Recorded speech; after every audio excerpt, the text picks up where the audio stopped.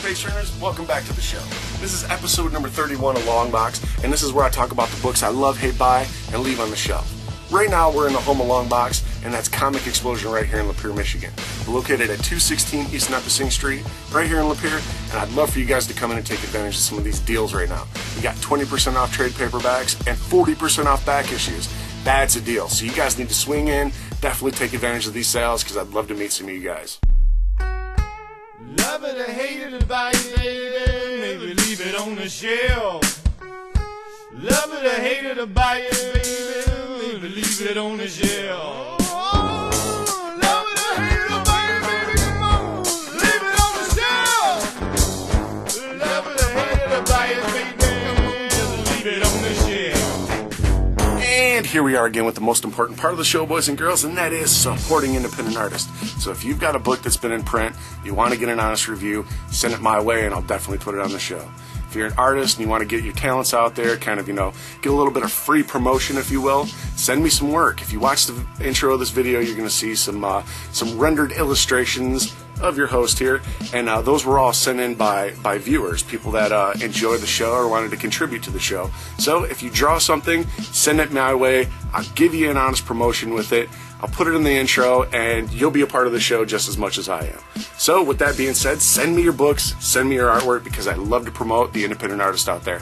Support independent artists. And speaking of independent books, this week I had a book sent in by Michigan independent writer Dirk Manning.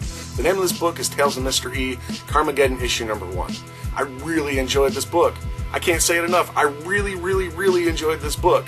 The first few pages I was a bit confused. I was like, did I miss something? Is there a page missing? But that was quickly erased when the story really started to progress. In this book, you're introduced to Mr. E and a couple of his sidekicks, and you kind of, touch down on the main plot of what the story is really trying to tell.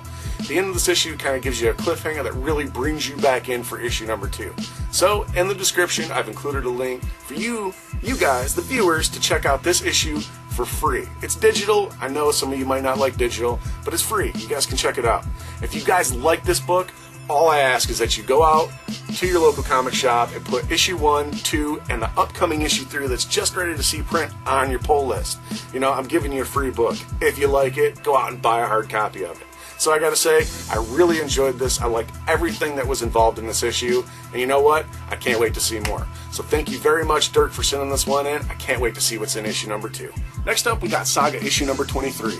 Again, if you're not picking up Saga, what are you waiting for? You're missing out on a great book.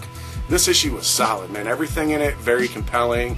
Really progressed the plot of this book. So I really recommend, if you are not checking out Saga, go out, pick up the trades. You're missing out. I can't say it enough. You are missing out if you are not reading Saga. Every issue, spot on. Pick it up. Up next, we got Aliens Fire and Stone issue number 1. Oh, what can I say? I was just let down with this one. This wasn't anything that I was expecting. You guys know that I'm a big fan of Aliens. You guys know that I liked the Prometheus book last week. This one just didn't have anything. There was no relevance. It didn't do anything new. It didn't add to any of the stories already told with Aliens. It just was typical. Crew of people facing xenomorphs. End of issue. That was pretty much what was happening. So unless issue number 2 does something pretty revolutionary, I'm going to have to say this is going to be something you want to pass on. Next up, we got Outcast issue number 4 from Robert Kirkman, or as I like to call him, Kirkbeard. This was a horrible issue. Those of you that enjoy this, hear me out for a second. The first issue of this being double-sized, I enjoyed it. I felt like there was enough story being told. Issue 2, 3, and 4 have been very boring. Very dialogue driven. We haven't got to see anything that really kind of encompasses what the plot of this book is. We keep being reintroduced to the same characters over and over. We keep seeing useless conversation between characters. It really seems like a very bad episode of The X-Files to me. So I'm going to have to say that unless you guys know some hidden secrets of this that I'm just missing, I'm done. I'm done with Outcast. I cannot. 4 issues in, I've already spent $25 on a book that I can't afford to spend reading crap. This is not good, guys. The artwork's solid. You got a good writer on the book, but just the story is not progressing. So I would like to hear from you guys. What's your opinion on this book? Are you liking it, and why? Because my opinion is pass. Here we are with Chew issue 43. I gotta say that this is my favorite book that I read out of everything that comes out monthly. This is the book that no matter what type of day I'm having, good mood, bad mood, no matter what's going on, all that drops off when I get a new issue at you. I'm a happy camper when that happens. This issue, we see a lot of plot development with Olive. You got to really kind of see what she's been up to, what she's doing, and I just got to say that this was a solid issue. All of it. The comedy, the story, the plot developing, the artwork, everything, top notch. You guys are definitely knocking it out of the park. So if you're not checking out Chew, go out, pick out the Omnivore edition, the trades, pick up back issues, borrow them from friends, download them digital. Do something to check out Chew because you guys are definitely missing out if you've never read it. Definitely check out Chew. Up next, we got Futures End Batman and Robin issue number 1. Now, a lot of these Futures End stories have almost been like standalone stories. They really haven't had much continuity.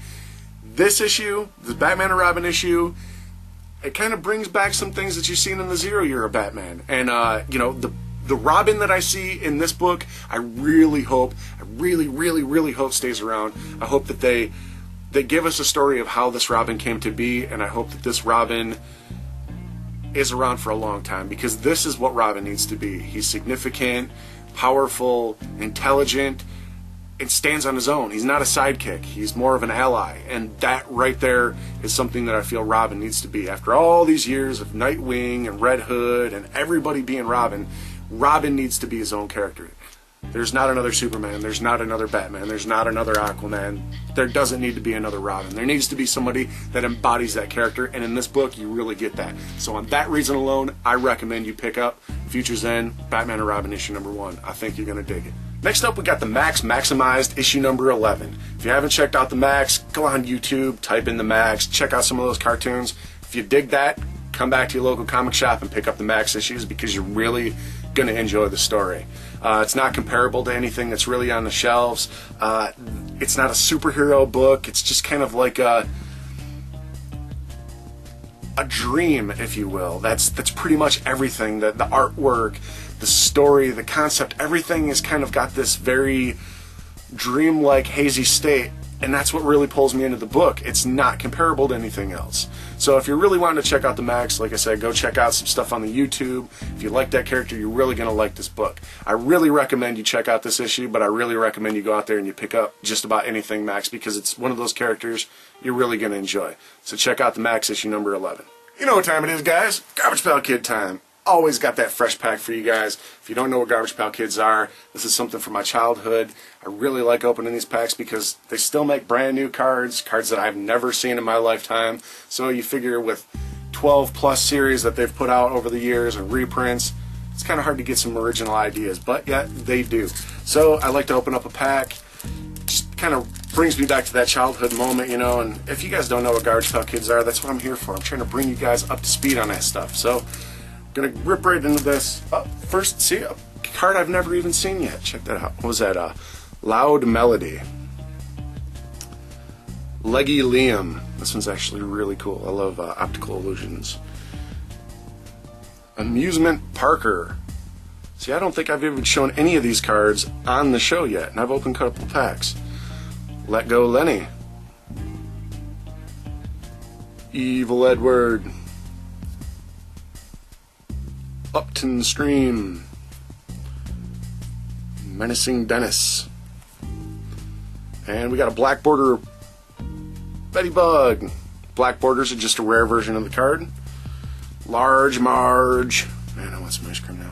And that's it, guys. Like I said, if you don't know what Garbage Pail Kids are, you probably had a horrible life and you need to go out there, go to your local Walmart, toy card shop, whatever you got in your area that sells Garbage Pail Kids, pick you up a pack. If you get anything cool, let me know what you guys got. That's pretty much it for this week's show, you guys. Thank you very much for checking out this week's books. Thank you for checking out this week's pack of cards. If you guys got some free time and some money and you'd like to check out some cool shirts, I've included another link in the description below to check out T-Villains. If you guys check out that link, you go on there, they got 24-hour shirts. They find a shirt, put it up for 24 hours. That's the only amount of time you have to order it. Once it's off, you guys can't get it anymore. A couple issues ago, I had a Tutti Frutti episode, or Tutti Frutti shirt that I was wearing in an episode, and that actually came from T-Villains. So they got some really cool pop culture, you know, kind of like a spin on those. You know, like they had just recently they had a Kool-Aid Man. He was like with a bat with a nail in it, and it said "Oh no!" So really cool kind of twists on pop culture things. So definitely go check out T-Villain. Definitely check out Garbage Pail Kids. And again, thank you, Dirk Manning, for sending in the mystery, Tells a Mystery, Carmageddon issue #1. Definitely check out that. Again, there's a link in the description below for you guys to check out the issue #1 of that for free. If you like it, go buy it. Thank you guys very much, and I will see you again next week.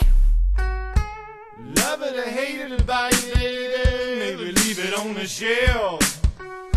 Love it or hate it about you, baby, maybe leave it on the shelf. Love it or hate it about you, baby, come on, leave it on the shelf. Love it or hate it about you, baby, leave it on the shelf. Hookah chaka, hookah, hookah, hookah chaka, hookah, hookah, hookah chaka, hookah, hookah, hookah chaka, hookah, hookah. I can't stop this feeling deep inside of me. Girl, you just don't realize what you